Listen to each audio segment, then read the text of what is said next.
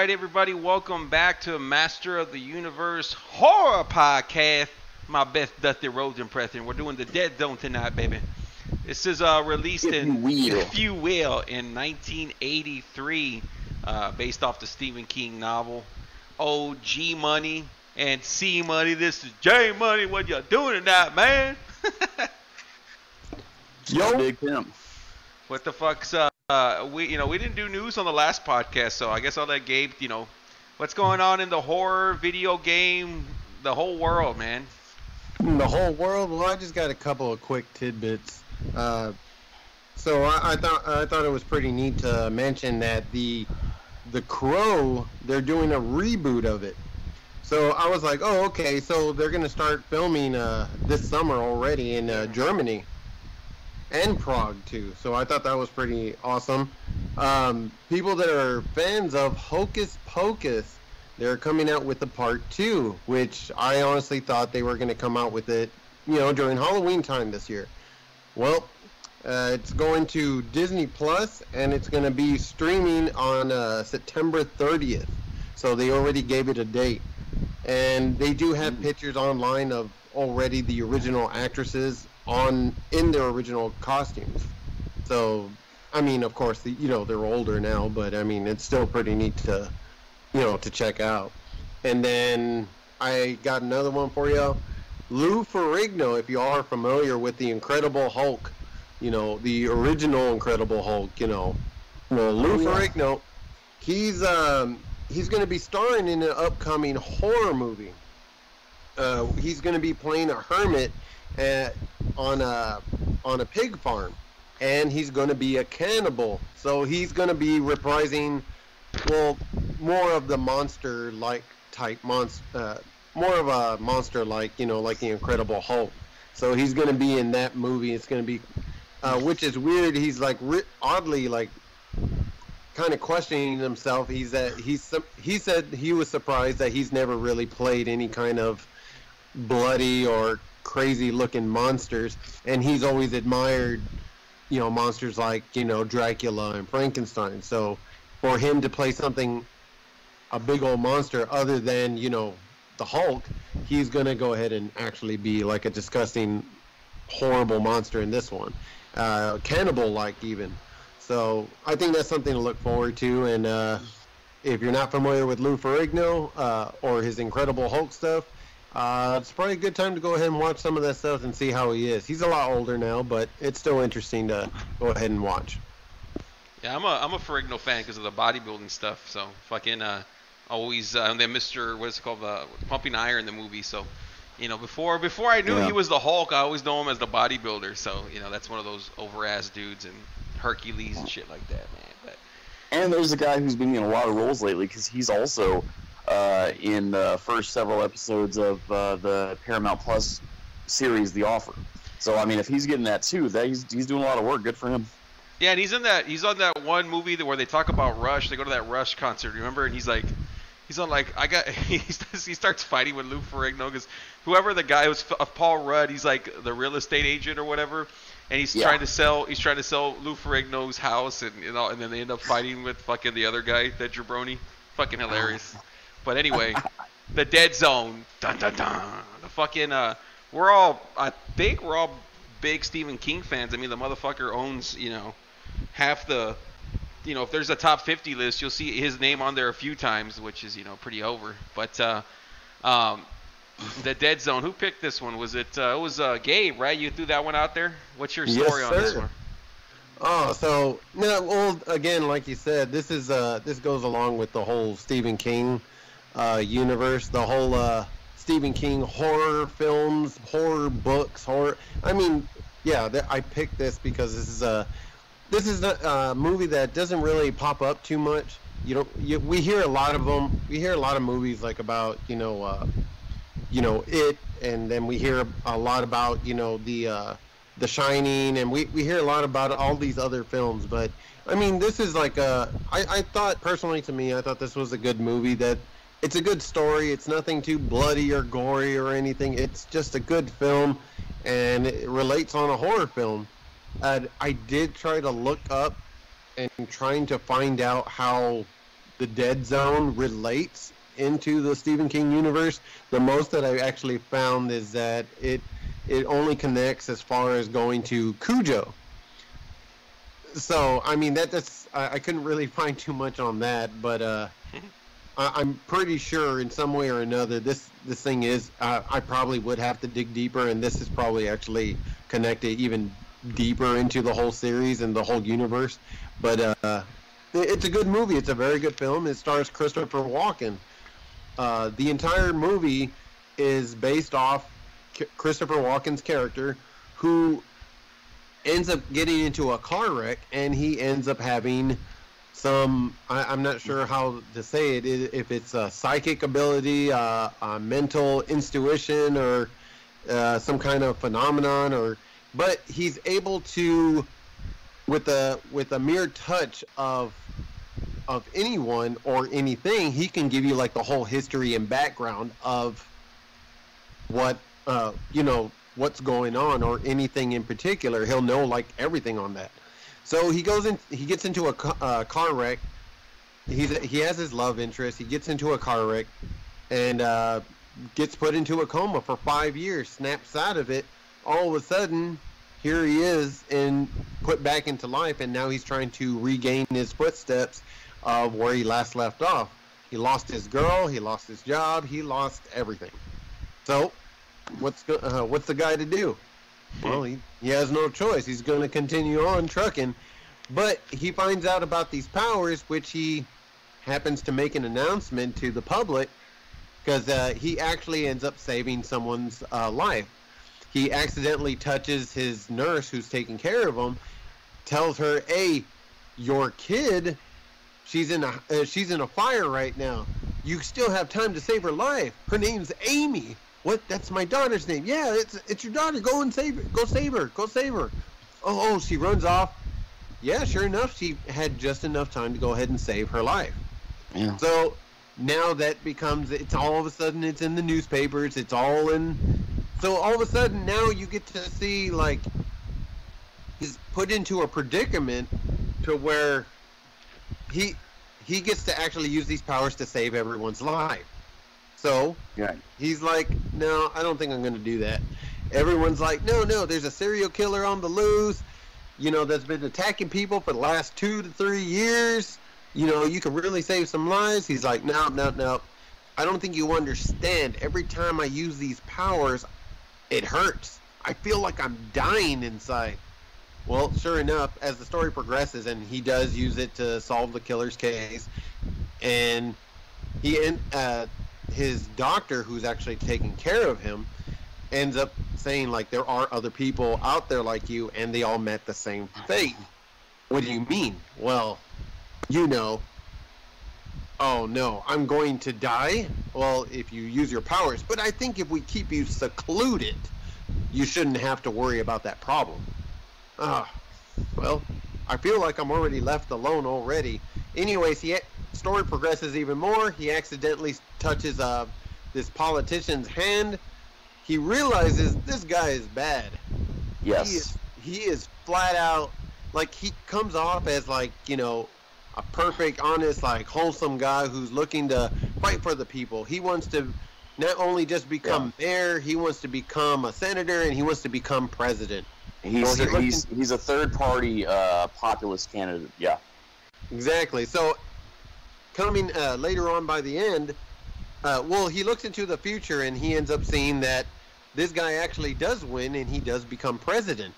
All of a sudden, he's so enraged, we don't know how he got there, but he actually ends up getting, like, the secret codes to, like, saying, "Hey, let's go ahead and launch these nuclear missiles," and he's trying to get this guy to go ahead and set off the missiles.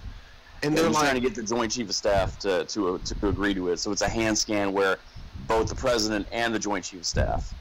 Yes, exactly. So, of course, he sees the future, and the whole world is like going up in a nuclear wasteland. Everyone's dead and dying. Everyone's getting blown up to smithereens. So, and the worst part on that is the fucking vice president and the Senate are all rushed to his doorstep. "Mr. President, we've negotiated a peace deal." And he's like, "Oh, don't worry about it." Yeah. Exactly. So I mean, this guy's a dick. This guy is a dick. So, sure enough, this is what happened. So leave it to Christopher Walken. He's like, I'm dying already. You know, I can use my powers for good. I already know what's going to happen. You know, now he comes up with the question. And this is the big question of the whole damn movie. And if you're watching it, you'll end up questioning yourself at some point or another. Probably after the movie, during the movie. But you're going to end up... He comes up with the ultimate question. If Hitler was born and you knew the baby was Hitler and you know exactly what he was going to do, would you kill baby Hitler? Would you kill him? Oh, but some people would say, but he's just a baby. But some people would be like, oh, but he's going to grow up to be a mass murderer and kill hundreds, millions of people, you know. But that's the ultimate question. The guy hasn't done shit yet, but he's seen the future to where he could kill millions. Is it right to kill him ahead of time? And two things to interject. That part is where I said to my dad, like after watching this movie, I was telling him about it because I wanted to know if he had seen it. And I told him, I said, Dad, you remember that movie Minority Report with Tom Cruise? I said, this is the similar concept here. You have a guy, he's not hired by government where he's being used his brain powers to tell the cops what's going to happen and they can stop it. Rather, this is just him on his own as an individual, and he's encountering people and encountering things and revealing information about it. So now, knowing that anyway, I thought that was this is kind of how I took this movie, was a lot like the concept behind the Minority Report. Anyway, then the doctor goes into his answer to elaborate, and I love that he quotes from the Hippocratic Oath. He's, first, my role is to do good, is to help people be alive. My first, do no harm. That's part of the Hippocratic Oath. And he answers with, at the same time, I know that I'm doing that by killing this man who will harm these people. Well, on this part, later on he does end up making a choice in this movie. And the choice he makes is like, well, I got this rifle and I'm going to shoot the guy. He says, I'm going to save millions. So he goes and tries to assassinate him for a public meeting, like a public, I'm not sure what's the word for it, like a public sponsoring. Anyways, to talk to speech. That's public speech on the campaign. There you go. Yeah. So he's like getting ready, and he shoots, but he misses. So leave it to the future president. He ends up panicking. So what happens? Guess who's nearby that he ends up grabbing and using it as a shield? No, not Nancy. I mean, at that point, I think Nancy's like cheering on the guy. Probably. No, he grabs a baby. Usually you see at these public speeches, like for these people trying to run for mayor, president, stuff like that, you usually see these people out there with kids. Yet there's it's an infant, and he's out there and he grabs that infant and he uses the infant as a shield to block against the rifle. So leave it to Christopher Walken's like, oh, I can't shoot if that baby's in the way. Well, leave it to the guy's bodyguard. He ends up that guy has such a great freaking marksmanship. He shoots him in the hand, which pulls his hand away from the gun and the trigger, and then he shoots him in the heart. So leave it to Christopher Walken, he falls down and dies. Here comes the guy. Here comes the supposedly future president, and he runs up there and he grabs him by the collar and says, "Who sent you? Who sent you? Who sent you?" Well, he grabs his hand and he sees a glimpse of the future, and he sees him that he doesn't become president. He sees a newspaper ad that says, "Man uses baby as shield." Well, he's taking a shot of liquor, and then all of a sudden he pulls a gun and boom. Oh yeah. That was a dark ass thing, dude. Yeah, the whole movie was dark. Oh yeah, but he saved the future. He saved the future, but nobody else knows other than he himself. He just kind of knows that he did a good thing. That's the tragedy that I saw at the end of it. It's like, here's this guy who saved the world, saved the future, saved millions of people, saved all kinds of problems, and he's like the ultimate unsung hero. because no one will ever know that. He's, like you said, Gabe, he's the only one that will ever know that. He's going to go down, history will record him as a psycho that tried to assassinate a politician, while in the process made the politician reveal his poor character. That's how history is going to remember this guy, not the guy, the true hero that he is. Absolutely, Jerry, absolutely.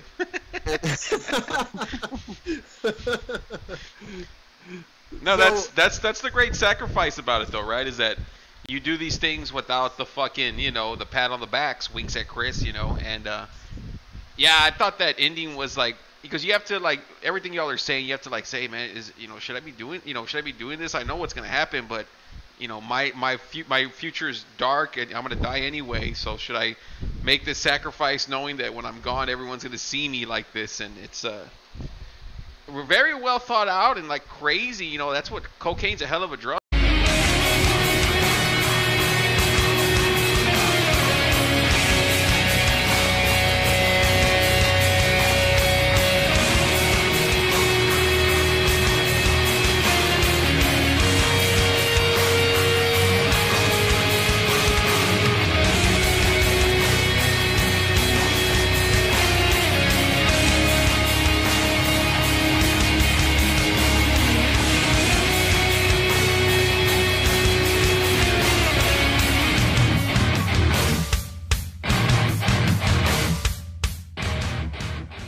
I think what's interesting about this movie is that it's at first it becomes not so much about those psychic abilities, but more on the fact that he was very much in love with his girlfriend at that time. He was planning on marrying her. They had their whole future planned out. And he had a chance to sleep with her that night because she wanted him. She needed him. But he's like, hey, all good things come to for those who wait. So then he winks at her, dude. Then don't forget the wink. Oh, man, he double winked at her. For a minute, I thought he was going through a seizure or something. He was all twitching and shit. I keep telling that kid. Yeah. Oh, man, the old Joe wink, right? So in this case, he leaves, gets into a car wreck, and he ends up in a coma for 5 years. So pretty much you feel more sad, and you're trying to figure out like what the hell happened, with him being asleep for 5 years. I was questioning all kinds of things. I was like, oh, this is what happened to his chick, because they said they ended up saying that she was there with him for like 3 years until she gave up, until she said like, he's never going to wake up. So then later on you end up finding out she remarried and actually had a kid, but she still has feelings for him. So it was like, so you end up finding that out later on in the damn movie. But some things kind of leave you up to question, was like, seriously? I think like anybody in this modern time, like anyone ends up going into a coma. I mean, how long are you willing to leave your loved one into a coma? Because, the hospital bills and everything, they're not cheap, and they're not just going to let you have that shit for free. Unless this shit is Canada, I think. I don't know where this shit takes place, but yeah, all that shit is very expensive. No, it takes place in New England, I think New Hampshire specifically. Oh, no shit. So, yeah, so they're probably just like letting him ride that whole bed, just letting him take up space, putting him in the closet, and just like, we'll pull him out in 5 years, He might wake up by then. So, I mean, but other things, like, seriously, if you were in that predicament, would you wait for someone that you don't know when they're going to wake up? Your loved one, I know Chris would, because he has no choice. No one's gonna love Chris like Rose. So he's screwed. He's just sitting at that fucking chair, dude. Yeah. I know. He's got plenty of time. He'll be all right. I'm busy waiting for Rose. So gotta get those hot wings. Yeah, I mean, it's tough, man. I mean, it's one of those things you kind of have to do things yourself, man. After like a few months, you're just kind of like, you're not living. So I mean, of course, she did the right thing and had to kind of, still visit and do all those things. But yeah, you have to, live your own life, because you don't know if this person's ever coming back. Yeah. See, like another thing too that kind of made me question, like, why? I mean, you're right. there was no telling like when he'll wake up because he was asleep for 5 years and she waited for him for 3. So she could have kept going on, but more like that other movie. It's not a horror movie, but like Castaway with Tom Hanks. Yeah. Son of a bitch ended up getting lost at damn sea. He was stuck on the island. He came back. His chick ended up, moving on too. So it kind of leaves. How long is that in Castaway? I haven't seen it in forever. How long is it from him being lost to when he comes back? Is it like how many years? Yeah, it's like the same thing. It was like another like 5 or 6 years too. Okay. He was gone for a long time. I think it wasn't no 1 year. I think I say like 6 months. I was like, damn, that bitch moves quick. Well, in that case, I mean, still, like, is it just more of a personal choice to go ahead and say like, hey, I should move on, or are you the kind of person that's dedicated that says, hey, I'm going to sit and wait till they come back? If they don't come back, well, then I guess I'm never going to remarry, but I will still go to the movies and watch a good horror movie, or I'm still going to go and do shit. I mean, it kind of makes you question, like, stupid little things like that. I mean, hopefully, like, no one ever has to be put in that situation, but still, it's like, are you the type of person that's dedicated and waits, or you're just like, hey, man, I got my life, I'm short-lived right now. I gotta go and do my own life. It's do what I want. And I don't wanna live forever. Every time. Nancy. I'm waiting for no Nancy. So I ain't waiting for no Mata Bomb. Yeah. Yeah, this movie, I'm not gonna lie, bro. It's a really good movie, but yeah, it's super grim and depressing. The music throughout the whole film, it's like, Christopher Walken, like, he talks, a good amount, but like it seems like the majority it's just him kind of making faces, and you just hear like that song, whatever the theme is, like whatever, like in between him thinking, and like you just kind of like get lost in that haze of thinking of what the fuck's going on and shit. And don't get me wrong, it's an amazing movie. It's one of those, like, for me, I haven't seen all the King stuff, but it's like right up there with Christine. I love Christine too. It's just a dark, you can really put it on at any time just to have on in the background kind of movie. So, for me, it's I can't believe I've only seen it like twice prior to this, but it's one that you watch and like it sticks with you. It's not one that you have to watch multiple times, Right, and for some of those people like that, they like horror movies, they just don't like all the blood and guts like Saw has to offer. Mm-hmm. I mean, Dead Zone is more of a story, rainy weather type of horror movie that you don't have to worry about too much of, like, the guts being spilled out and shit. This one's more of the tragedy and the loss. And you see that in this character. He's limping throughout the whole movie, so now, because, he's been, comatose for like 5 years. So, I mean, it's kind of, you already feel bad for him just because you see him limping, trying to gain back his legs. And then not only that, then again, he finds out he has that psychic power, which he doesn't want to have anything to do with. Then on top of that, he's going to die because of the power. I mean, it's poor guy ended up getting handed a bad hand in this damn movie. And I don't view it as I'm sorry, go ahead. No, you're good. I mean, there's nothing more than just tragedy. It is. That's exactly. Thank you, because I don't view this as really a horror movie per se, because I don't see like slashing. I don't see a supernatural villain or anything like that. This is more tragic psychosis, if anything. Right. Now, just to keep in mind, there is a killer in here, and he is murdering people, and they do explain that he's been murdering for the last 3 years while he was asleep. Now, but again, this is just they show a couple of obstacles in this movie to go ahead and show how he can use his powers and whether if using them is the right way to do it. Because remember, like they said, every time they use their powers, he feels like he's dying. He feels sick. So he thinks the best way to survive or, to live longer is not use them. But there are people that are going to be put in danger. people that are hurt, lost, or whatever. So he ends up having to, like, hey, I'm going to use my powers, but I'm going to do it for good reasons, though. So it's like, again, you're like, he doesn't really explain too much of, like, the headaches or, like, the pain and suffering, other than he says it, but you kind of forget about it because you're watching the serial killing, or you're watching the tragedy with the guy trying to become president. What was his name again? Wilson? Greg Stilson. Stilson, there you go.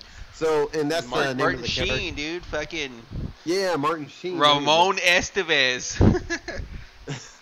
So, overall, this is a good, chill movie.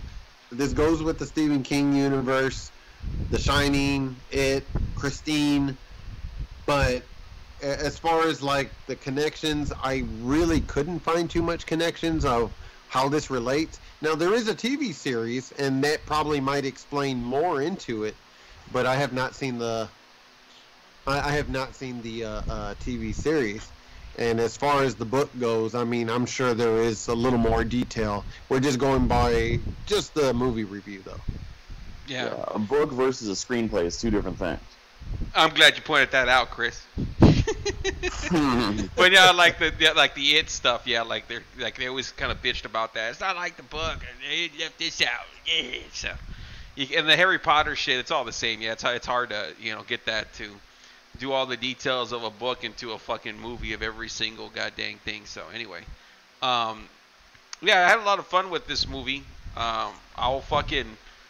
So Gabe picked it. We'll let Gabe rank it and all, or all that bullshit. Dude. Gabe, how do you have this bad boy? Oh man, I'm gonna have to give this. It's a good story. It's a good movie. Good rainy weather movie. Mm-hmm. I find myself watching this from time to time. Not often, but from time to time. And I'll give it a 7.5. It's rewatchable, and it's Christopher Walken in his younger days. So. Yeah, this is it's entertaining. CJ. This is exactly the kind of role Christopher Walken is made to play. He does it excellently, and I don't think he'd been in too many other films before this one. I know his film career, like his first film was like 77, I want to say, but no. As far as this movie, I'm gonna give it a solid 8.5. Like you take the excellent acting for this kind of role of Christopher Walken, you take a Stephen King novel. Then you tell the story of him, coming into a coma after a car accident after a day at the fair. He comes out of it, and we discover he's got the psychic powers. And there's these series of unrelated cases that he's helping people, and they're not all connected. They're independent of each other. They're freestanding of each other. But it's just the device of showing you what's going on and what he can do. Ultimately building up, where we meet the political advisor. He's got the two sons with the hockey that almost drowned but they didn't go to practice, so they were okay. And building up to Martin Sheen, young Martin Sheen. I can't believe how much he looked like Charlie Sheen back in those days. You build up to this political campaign of this populist guy in this state who's running for Senate, and that's where it all ends. You're like, what is the connection of all these things? Where is this building up to? You're watching that, and you're enjoying it, but you're saying that, what's the connectedness of the story? And there's where it really matters. Greg Stilson for U.S. Senate, and him encountering him and getting a bad sense about him, and then seeing him launch nukes down the road where even the chairman of the Joint Chiefs says, "May God save my soul." And then the martyrish act of sacrificing yourself in the process of trying to save others, but doing something you find morally questionable, ethically questionable, but you're trying to see the greater good. It's just excellently done. So I'm going to give it a solid 8.5. Good shit. Yeah, for me, man, I actually really, really, really like this movie. Like Gabe, I guess we have the same kind of like taste when it comes to like when you refer something to rainy day weather kind of movies. Like this is like, yeah, exactly like that. For me, definitely like a fucking, man, I don't want to go too high, but yeah, I guess I'll go 8. It's a good solid ass film that I love to put on, and like. It's like surprises me. Like I said, when I first saw it like a few years ago, I really liked it, and like seeing it again was like, man, I can't believe I don't watch this more, because it's a genuinely from beginning to end a really good fucking movie. So it's one I'm gonna be coming back to a little more often. But yeah, I hope you guys enjoyed this one, and we'll see you on the next one. Man, you got to be shitting me. That mother's strong. Peace. Peace. Goodbye.